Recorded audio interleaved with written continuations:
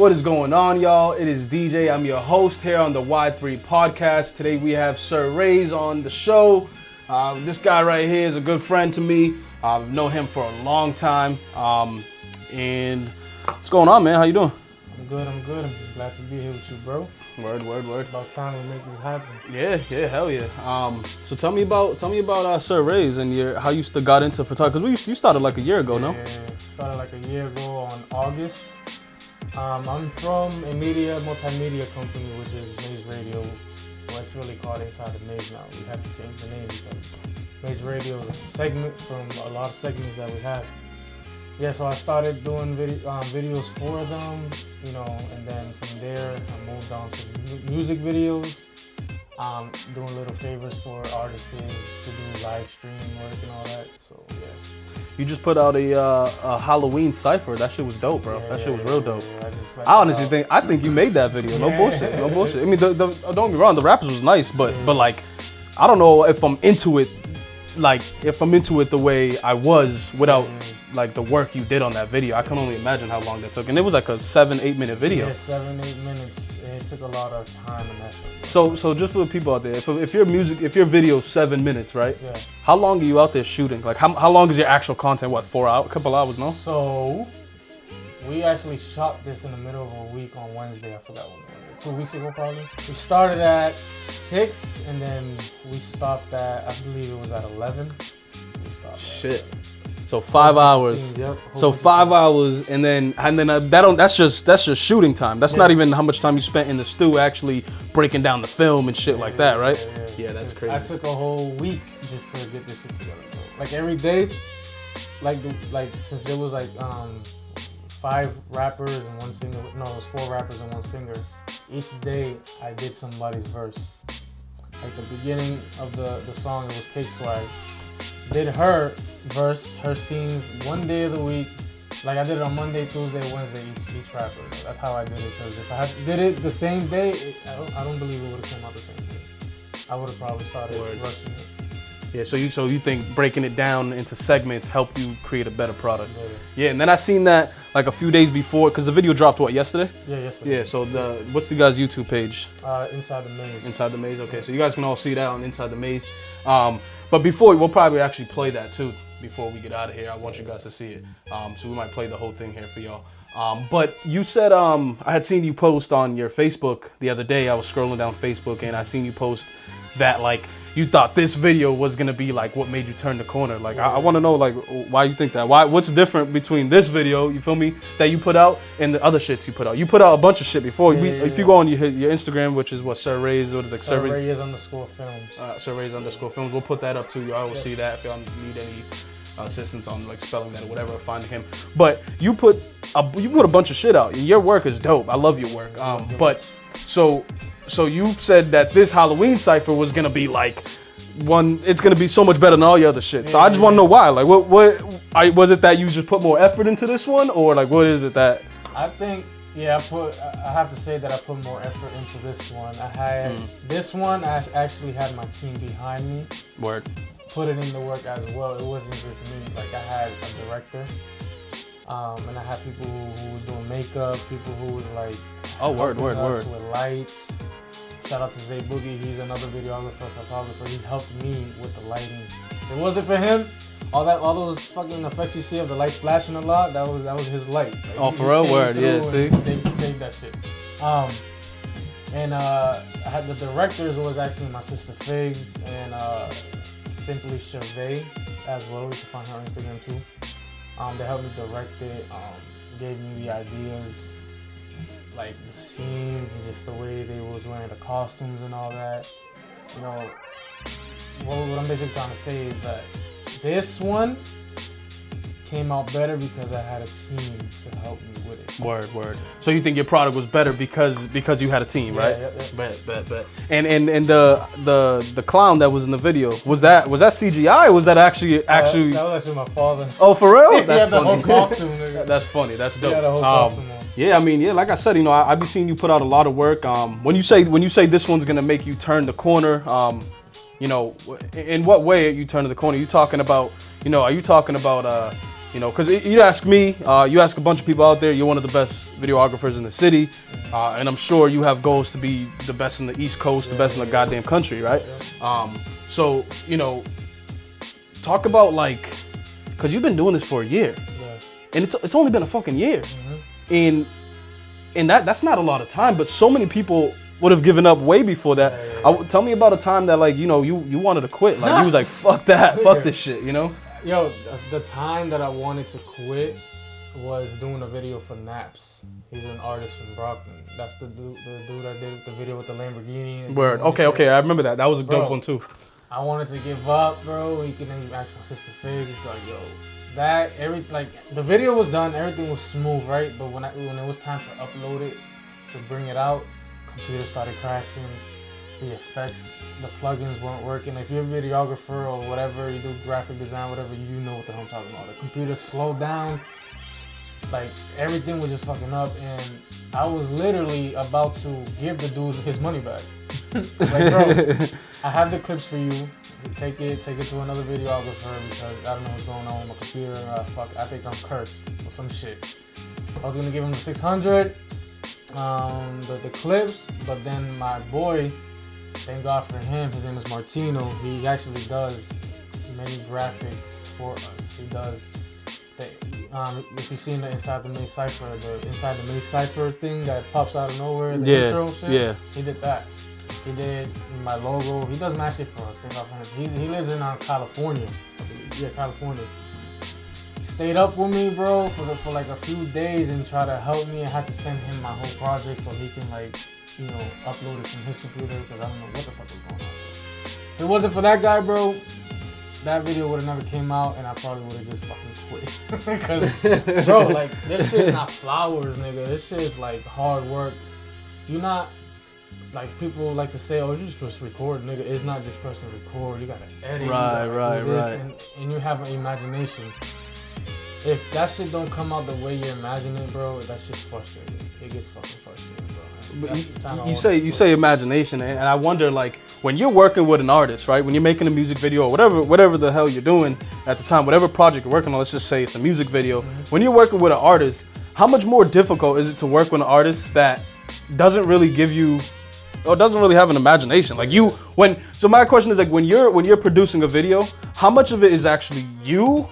You know, when we're seeing all the content, like in the Maze Cypher, in the Halloween Cypher you had, how much, like, you know, you see, like you said, the lights in the back, the clown, how much of that was actually like your idea versus the teams versus the actual group of artists that you guys were recording? You know what I mean? I'm pretty sure it's a collaboration of a little bit from every corner, but, like, talk about that a little bit. I actually think, like, it was just like all of us putting in ideas, boom, boom, boom, boom. It's like it's hard to even remember. Right. Was my idea.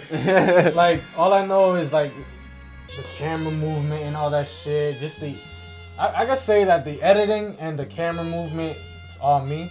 Yeah. But, like, just the costumes, just the way the people were there, the smoke machine, the fucking lights. It's just my whole team.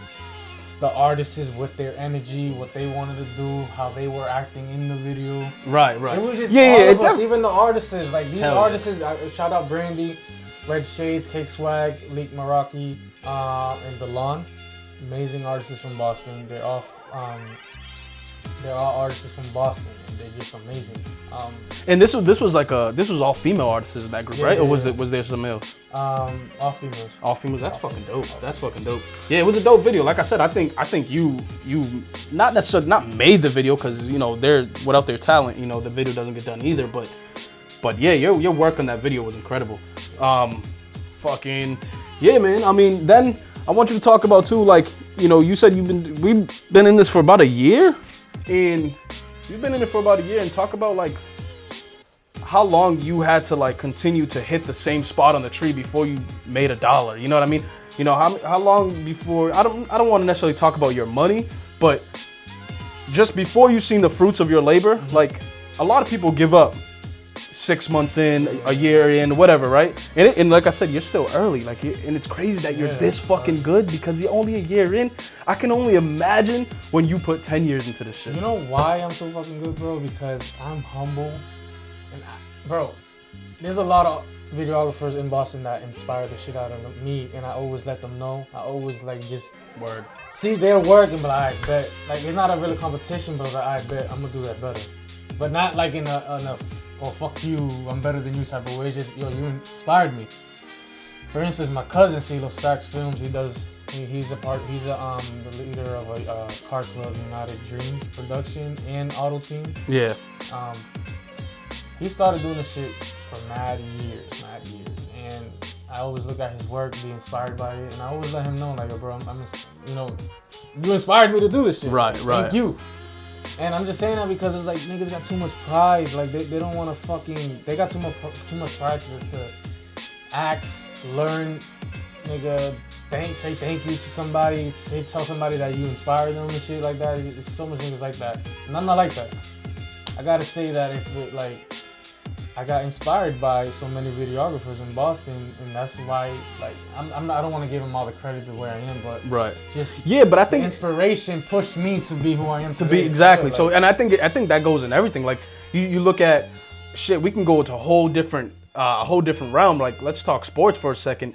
You go basketball, right? You growing up or whatever in whatever sport you're in, you have a few players that you love to watch that maybe you even take some moves from them and you model your game after. So kind of the same thing, and so what you're saying is you think it's dope, or you think that it's a lot easier to be patient and be successful in your craft when you are putting your ego down and recognizing other people's talent and other people's. Oh, bro, that's dope. People see your love and your support, and they want to fuck with you. Maze Radio, Inside the Maze, that's all we're all about, just love and support. We're humble, even if people want to compete, because there's a lot of people who want to compete, and they're really just competing with themselves because we're not worried about them.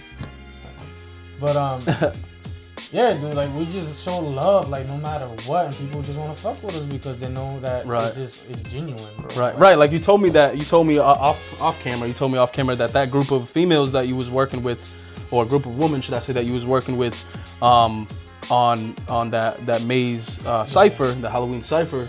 You said they're hard to book, they're hard to work with, but they work with Maze for that reason. You know what I mean? You guys show love, and that's fucking dope. Because they're very popular. They're out there in Boston, and it's like, I don't want to say you gotta be somebody to work with them, but you gotta like you gotta have that love, that aura of love on you, for them to actually be alright, yo, Maze Radio's about it. Right. Let's get it. Right. Like, yeah. So switching gears a little bit.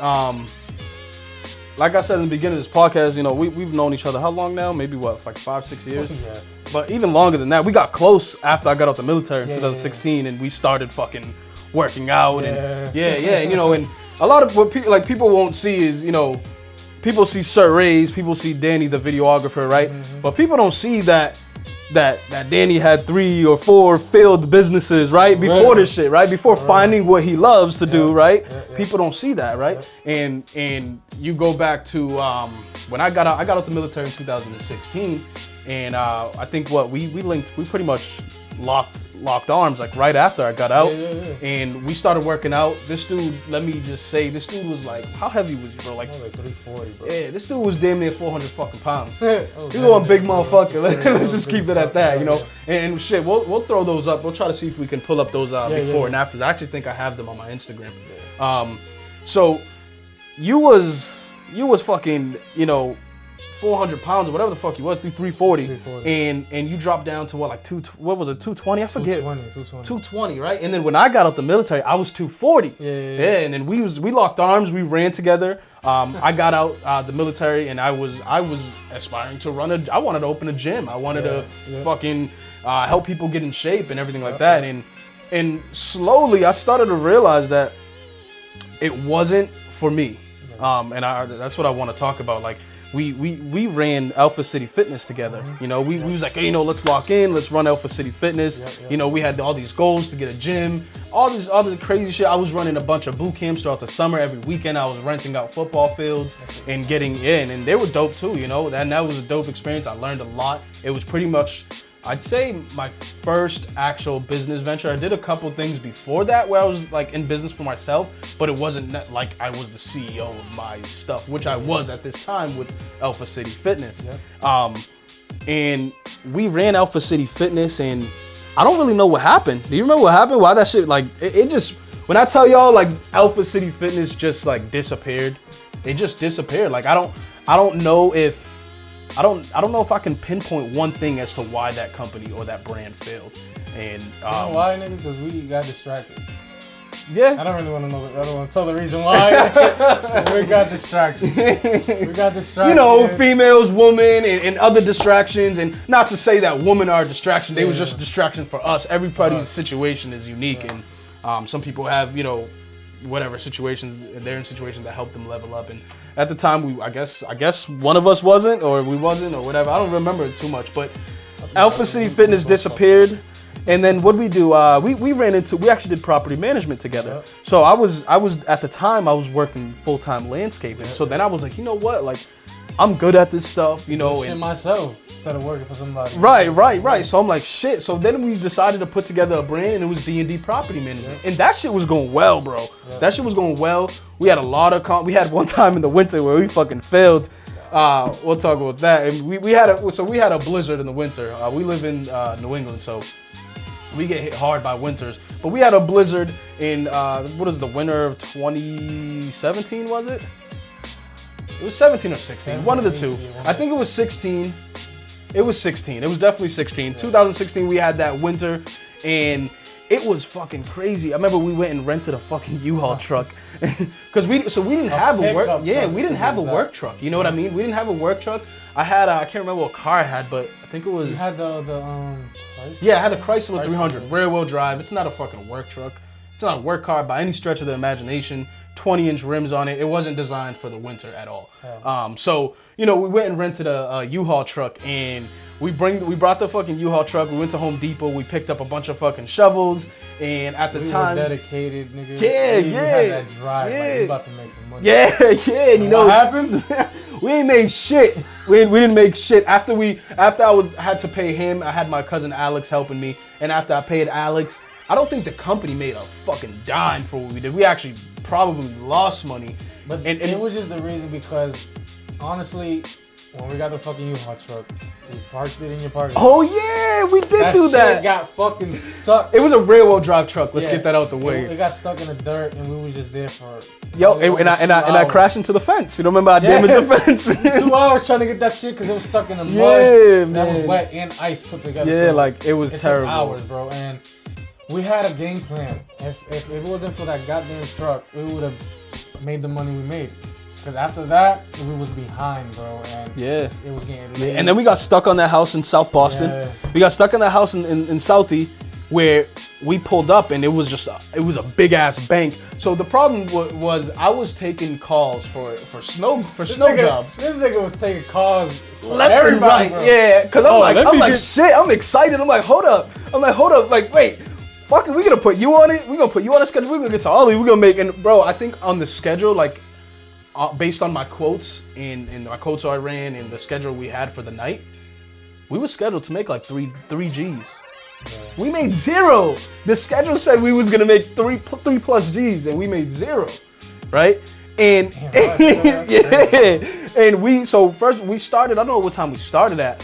Early though, we got an early start. It was early. It was like 11 in the morning or something like that. Yeah. 11 in the morning, we parked the U-Haul truck in the driveway, and the driveway was full of snow at the time. Yeah.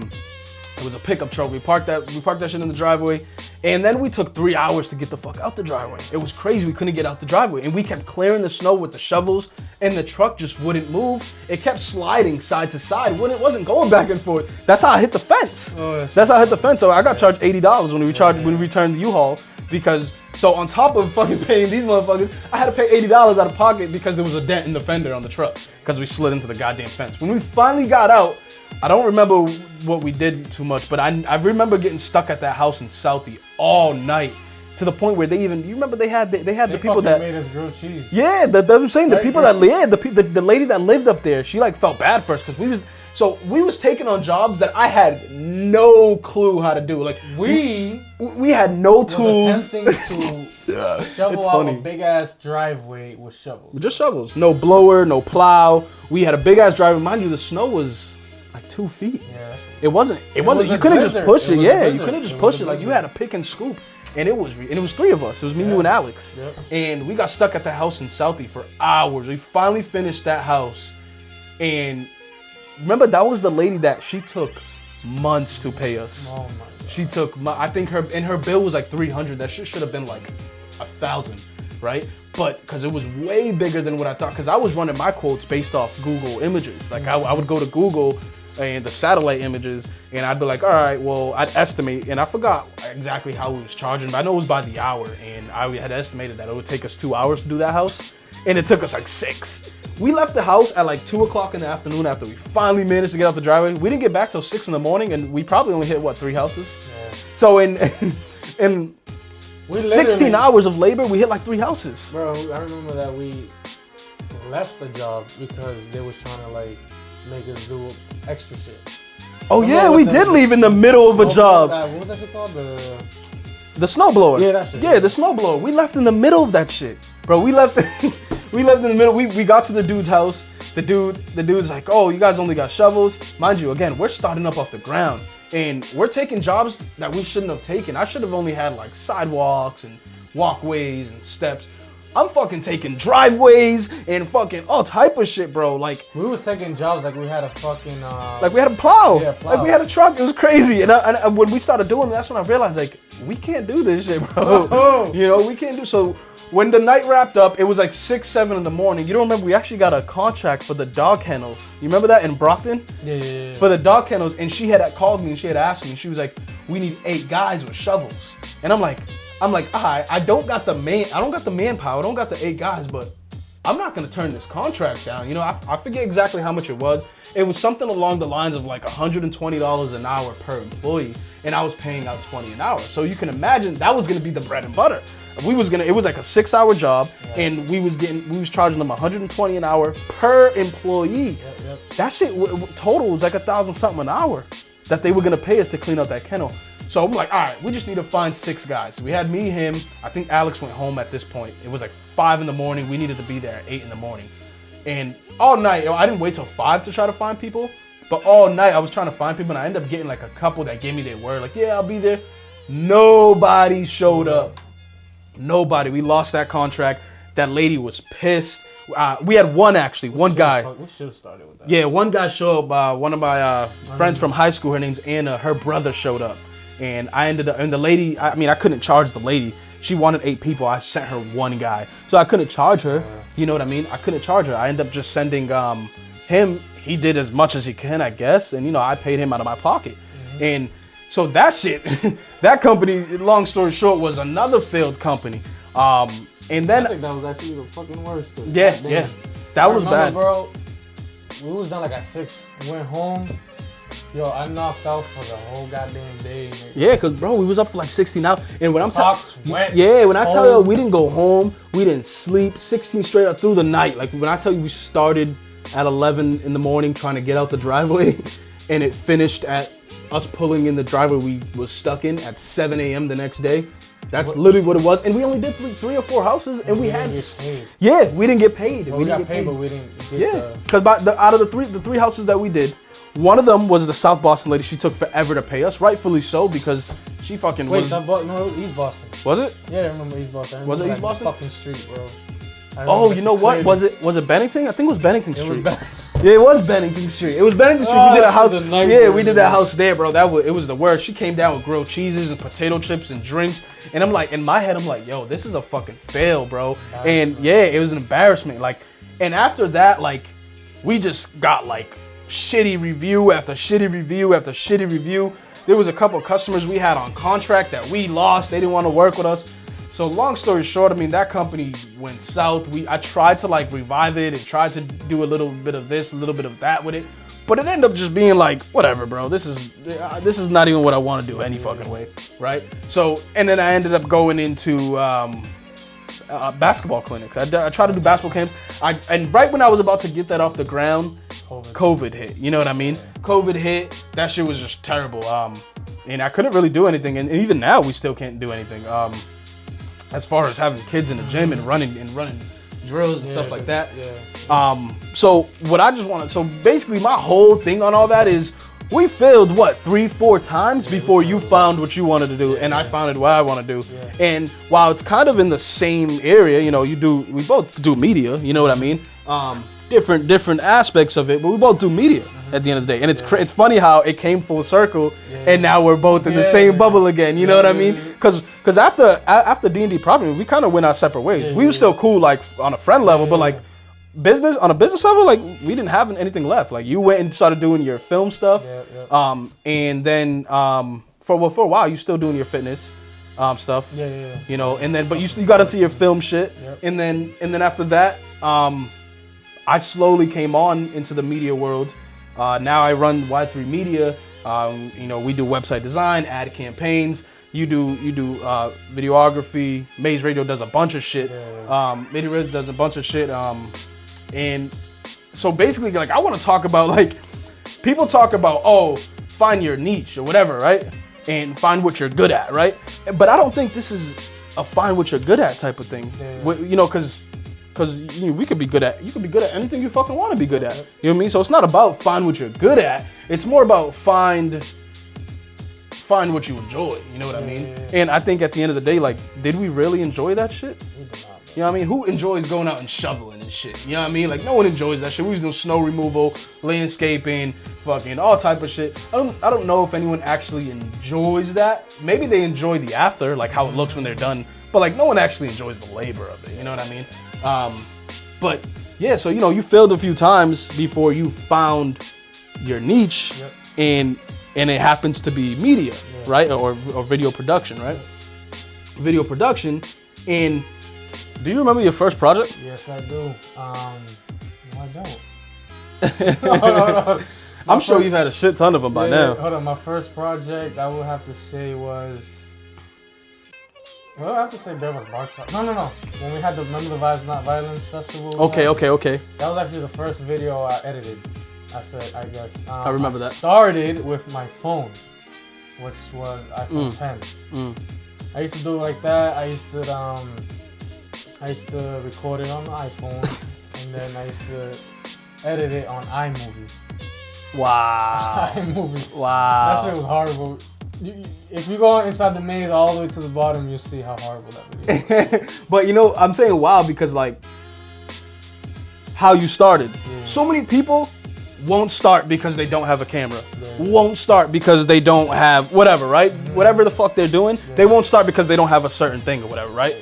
And it's like you started with your phone and a free fucking app that comes on your phone. You know what I mean? Like that's how you started, bro. And now you're at what? You got fucking $10,000 in equipment, if not more than that, right? If not more than that, and then you got fucking $1,000 programs that you use to design these fucking videos and edit these videos, right?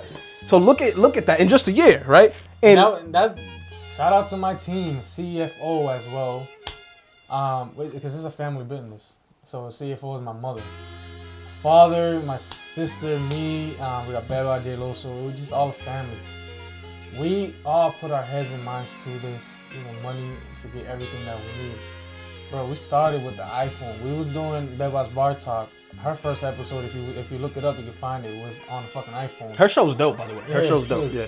The quality, the audio was horrible, bro. But as time rolled out, we started getting after the iPhone. We got a big ass. You ever seen the camera? Remember that camera I had? Yeah, I remember that. Big ass camera. Fucking trying to do videos with that big ass camera. I don't know who the fuck we think we were, but that shit was annoying, bro. We moved on. After that, I got a Canon. Then after that, now that I have is a Sony A7 III, bro.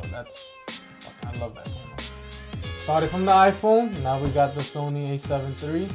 We got a drone.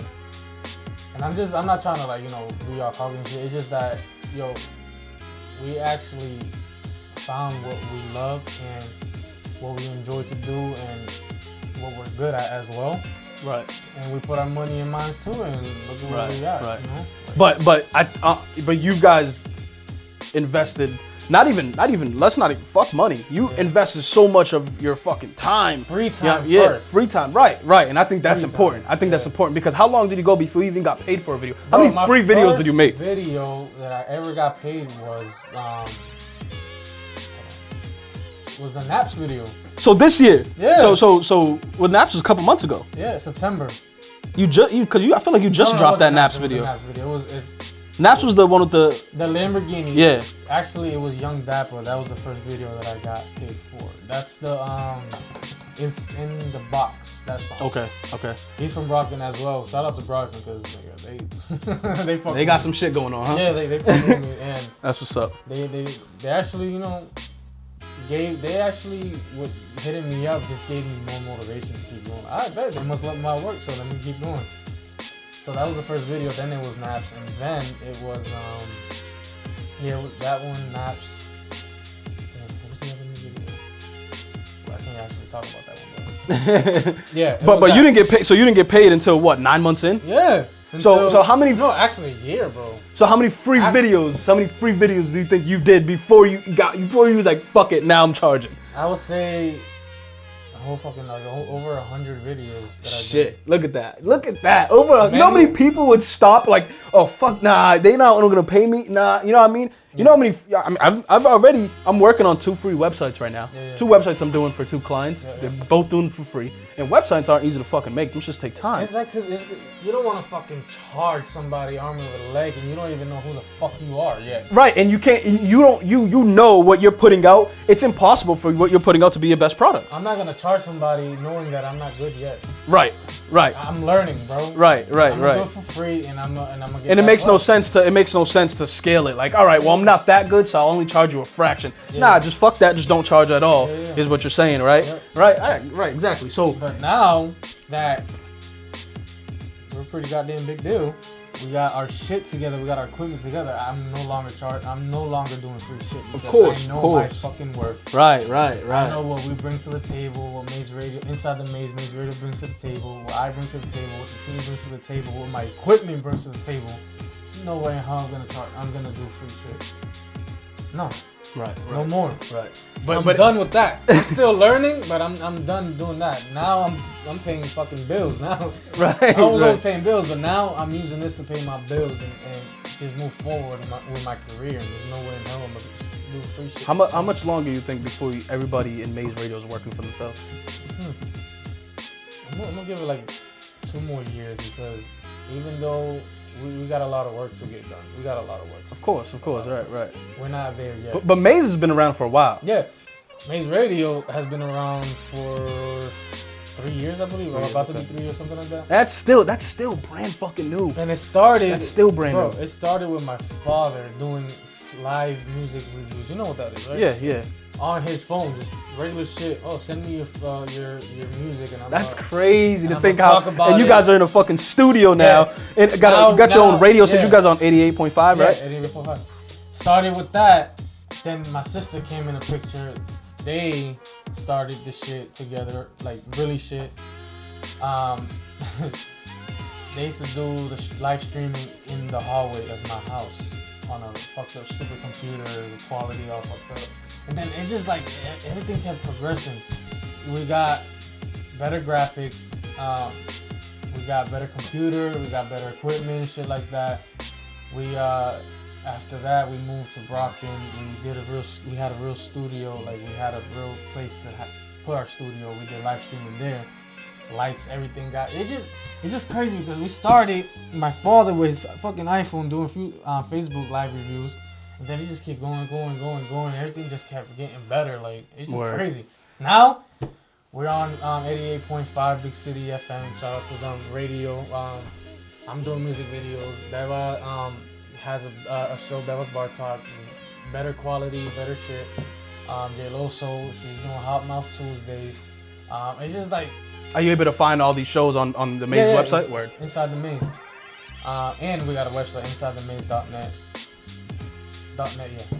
Talk about like, what was your oh shit moment? Like, oh shit, this is it, bro. Like, what was there a time? Like, did it just hit you like in the middle of making a video? Like, oh shit, like this is what I want to do.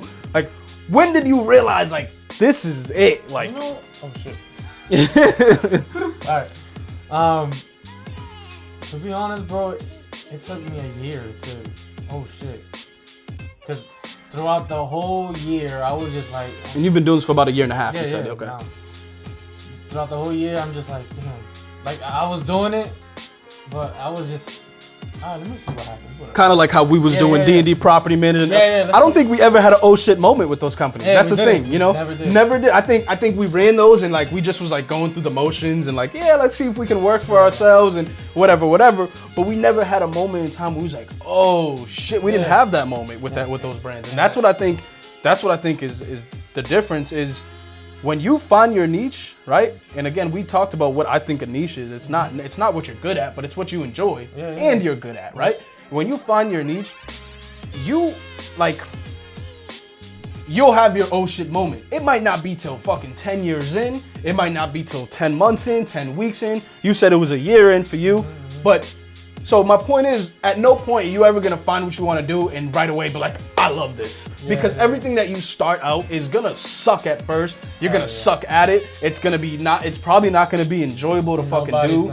Nobody's gonna support you. You're gonna fucking, even like mad videos that came out, nobody really paid attention to it. Yeah. You'll post it and get like 3 likes. Yeah. But then you'll share a fucking a funny meme and get like 11 likes and 16 shares or whatever, right? Right. Yeah. And that's the shit that like that I think a lot goes into like in the communities we live in and the people we know and stuff like that. Like you post right now on your social handles, maybe not now because now you have like a decent following and people know what you do. But if you 2 years ago you post on your Facebook, I just got a new job, you probably get fucking 20 comments and 40 likes and loves and all type of love and support. But if you post, I'm starting my digital media company or whatever, I'm starting my videographer company and working with Maze Radio and we're gonna start reviewing music. People are like, one like, one share, who the fuck is reviewing my music? You know what I mean? It's crazy. I have family members now who still haven't shared a goddamn post from Maze Radio or us. Yeah. But they had the nerve to go up to us in person. Yo, y'all do good. Alright. So, support. Right. Share it. Right. I'd rather you do that than tell me this in person. Like, I want to see support.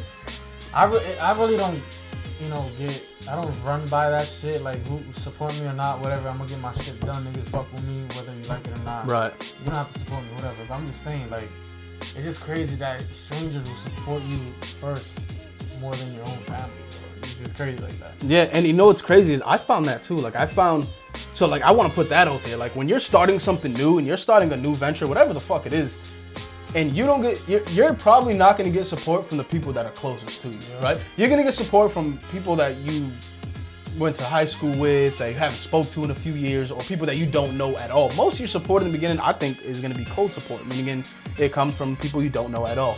The people that in your right, your group, your circle, your family, right, whatever the fuck you want to call it, those people oftentimes won't support you until you're moving. Then they're like, oh, you can check out my whatever, right, all that shit, right. But then but again, that comes with mental toughness, right? You gotta have, I want to talk about that. Like, you gotta have what the mental toughness. I want to know the mental level of focus that it took for you, and the mental toughness it took for you.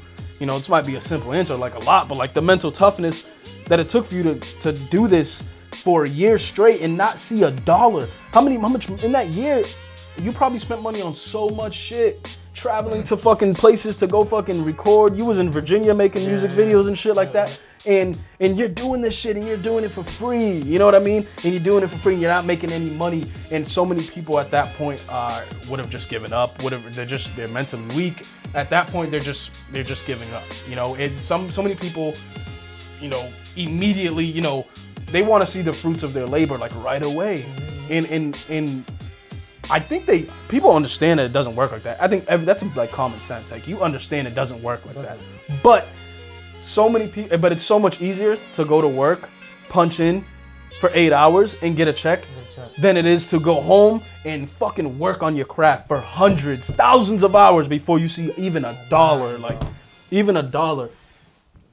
The way I fucking worked with that was the way when I started losing weight. You go into the gym, you working hard, and you still don't see no results yet, but you know you're gonna get there one day. Right. It's just the way I look at it with this. I'm going hard with this. I'm learning what I'm doing free shit, but one day I'm gonna fucking make money, and one day I'm gonna, be to the point where I'm gonna be doing contracts and shit with artists. Right. Like I said, them, you're one of the hottest in the city. Yeah. What happened? One of the hottest in the city charging, I'm just going to throw a random number out. Let's just say fucking, right? $500 a video, right? Yeah. You're one of the hottest in the city charging $500 a video. Eventually, just scale that. You know what I mean? Eventually, you'll be the best in the region, the best on the East fucking coast, the best in the nation. You'll have these artists paying you millions of dollars just for you to produce a single video, just for you and your team to come out to where they're at and produce a video for them. A 5-minute music video, a 4-minute music video. You know what I mean? But like you said, you did a 7-minute music video and it took you 6 hours of shooting and then another unlimited amount of hours in the studio actually breaking that down. Yeah. You feel me? Not a lot of people's gonna do that. And then to think you did all that, right? That you got paid for that Halloween gig, but before all that, in that first year that you wasn't getting paid, you probably put in hundreds of hours in that first year, if not thousands, between actually filming, being inside the lab, just breaking down film, editing film, and it took you a minute to make $1, right? But that goes, like you said, you got that mental toughness from going to the gym. I'm not telling you go to the gym to develop mental toughness, but that was his way. That's where I got it from. You know what I mean? That was his way and my way too. I mean, like I said, I got out the military in 2016. I was fat as all hell, 247 pounds when I got out the military. And we decided to run with it. And shout out to MF CEO, Andy Frisilla. I don't think we go where we go without that motherfucker in our ears, bro. He has a big part of this shit. Yo. I don't think we go where we go. When we used to hit the gym on a daily, when he was lazy or I was lazy, we just like, wake the fuck up, you stupid bitch. Fuck up. Send him Andy a podcast video, whatever. Right. What would Andy do? If that nigga was here, he'll smack the shit out of you. Or I'll send him like a picture of The Rock or whatever, right? And then he'll be like, oh, not today. Or I'll be like, not today. And then I'll be like, yo, quit being a bitch, bro. Let's go. Like, or the other way around, So I think one of the most important things is, if possible, find yourself a partner that you can run with, that when you can't hold yourself accountable, you eventually get to the point where you can hold yourself accountable no matter what, right? Yeah. Eventually you get to that point. But in the beginning, if you're finding it hard to hold yourself accountable, get someone that helps you hold yourself accountable. And then you do it the other way around. You fucking help them hold themselves accountable. And whatever it is that y'all doing, whatever it is, whether it's running a business, going to the gym, right? No matter what, the only time, and it's the same thing applies. It's crazy, the same thing applies to the gym, because how long did it take us of going to the gym nonstop before we seen our first physical result? Not the scale, because I probably lost no bullshit, like a pound, 1 to 2 pounds a day. Like, it took months, bro. Months before we seen our first physical result, right? And speaking of that, I'm actually gonna pull up your before and afters here, and your before and afters, man. Look at this right here. So this right here, right? This right here is when I first got out the military. We first linked up. You was 340, and you one big motherfucker, right? You one big motherfucker. You dropped 286. Does it say here? We gave him the tools of knowledge, blah, blah, blah. So as you see here, this is April 30th, 2019. Yeah, this is Alpha City. This is Alpha City Fitness. And then here, 249. And you actually dropped down to what, 220? I went all the way, actually it was 215. 215. So you can imagine how the after picture would look there. You see him now on the film. Look at him, bro. This is just crazy. That being said, you see here, this is my personal Instagram, but you was going ham, and that's where we developed that fucking mental toughness, for you to take that mental toughness from the gym and apply it into Maze Radio, apply it to Sir Ray's, and apply it to other areas of your life, right? Everything. Right, and sometimes you think like, damn, this shit where I'm at right now, I wouldn't be here if I didn't go to the gym back in 2016. You know what I mean? Yeah. If we didn't fail with Alpha City Fitness, if we didn't fail with this, or fail with that, failed Probably fucking. wouldn't have that drive. I probably would have. Yeah. Probably would have been going through what we did before. Like, Yeah, and then you would, but you wouldn't have had that drive and that firsthand experience to understand, like, all right, this, you know, if I gotta do this consistently, non-stop, just like I did the gym, to see any results. You know what I mean?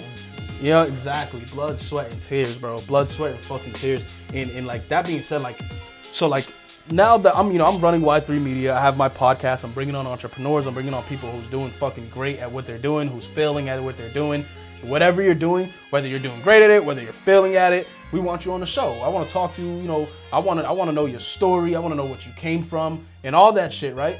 But that being said, like I often search, I'm in a bunch of like business, entrepreneur pages and on all social platforms. And I'm often like on the web, like searching for entrepreneurs and stuff like that. And like, so real quick, like I want to bring this up. I seen this the other day right here, on a page that I was in, an entrepreneur page. I actually left the entrepreneur group because of this page.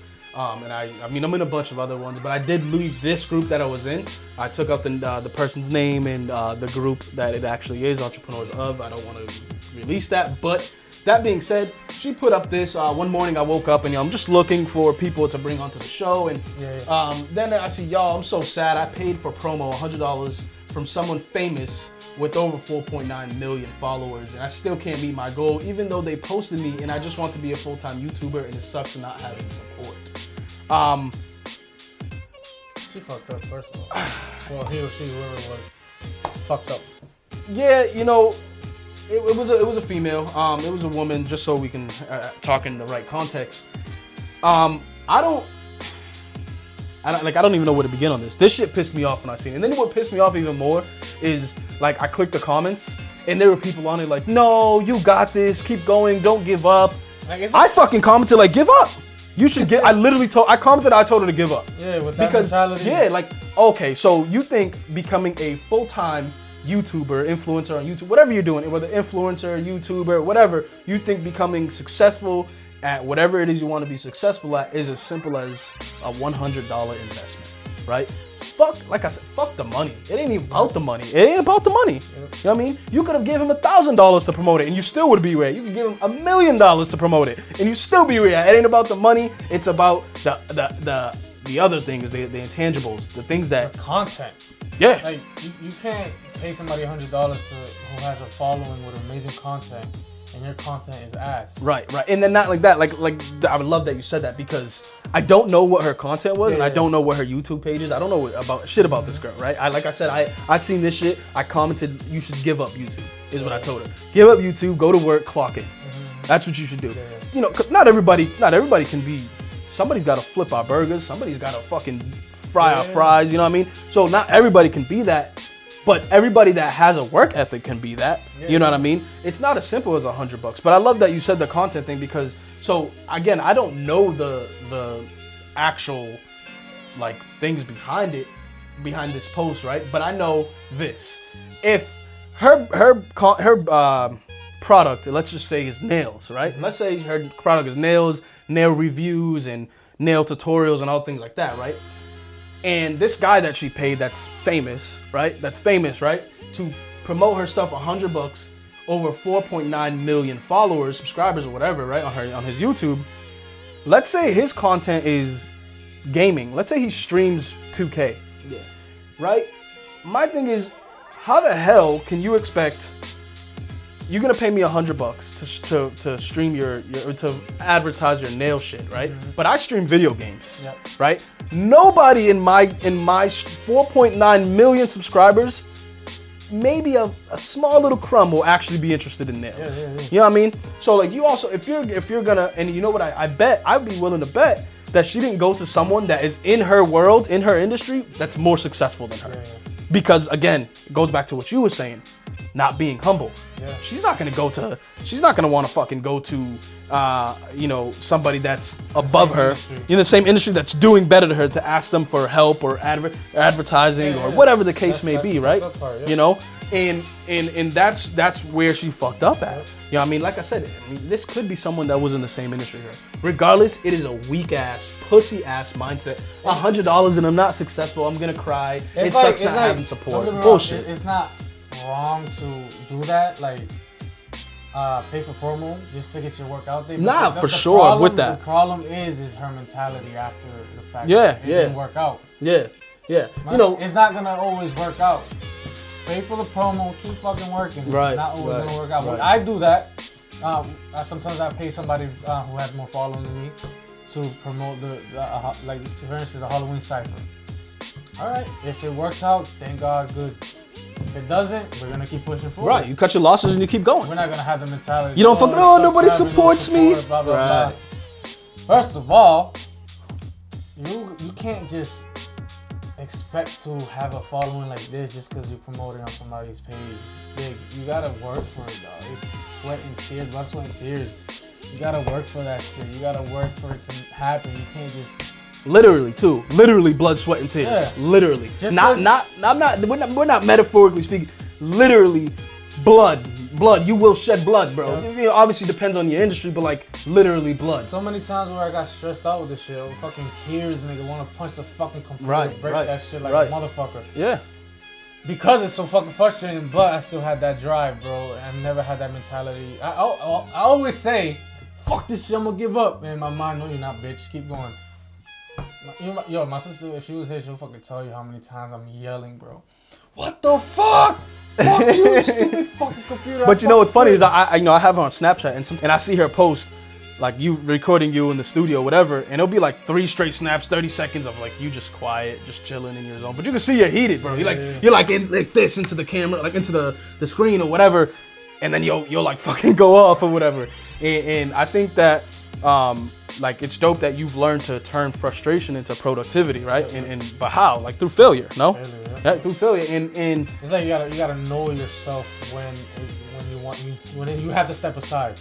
Right, and I think that's big, knowing when to step back and reassess. Because the thing is, when you set out a game plan to get something done, how often do you set out a game plan and it doesn't go the way you want it? I don't like doing deadlines. I don't like saying, "Oh, I'm gonna be done this day," because I don't know what the fuck. Now that I know, anything can fucking happen with technology and goddamn computer. So I like to go by when I'm feeling it. Like it's not me being lazy. Everybody people probably think I'm being lazy. It's just I have to feel it. Well, obviously not, because you're one of the best here. You know what I mean? But I can't just do a music video and I'm so fucking heated. I want to be done with it. Oh, I'm just gonna do whatever. That's why I was doing the cipher king. When I was doing the cipher, I did one verse one day, another verse until Halloween yesterday came out. The reason I did it like that is because, oh my god, every time that I was doing that, I was feeling that shit. Got goosebumps. Oh, I'm loving this shit. I can't wait. My sister will tell you again. Nigga, you know how I am when I get high. I started fucking singing, doing stupid shit, yelling. I'll be snapping this motherfucker, like crazy shit. Because I'm so happy. Right. So that's when I know this shit's about to be fired. It's going smoothly. When it's the opposite and I feel like I want to break this goddamn computer, I'm gonna move to the side, put that computer sleep, shut it down, go to my room, whether it's eating or go on YouTube, just to relax. Watch videos. Sometimes I just lay down in my room and just put YouTube videos and just watch. And just chill and relax and come down. My favorite video to watch when I'm feeling like that is top 10 ghost caught on camera. It's my favorite shit. I love horror shit. Ghost camera. Yeah. That being said, we're gonna wrap this up here. I appreciate you coming on, my brother. You already know. You know, if you guys found anything useful in our first episode here, I want you guys to subscribe, hit that notification button, share this with a friend. If you found something useful in it, please do me the favor of sharing it with a friend, and maybe they will find something useful in it as well. And until next time, our next episode will be next Sunday. I will see y'all then. Peace, bitches.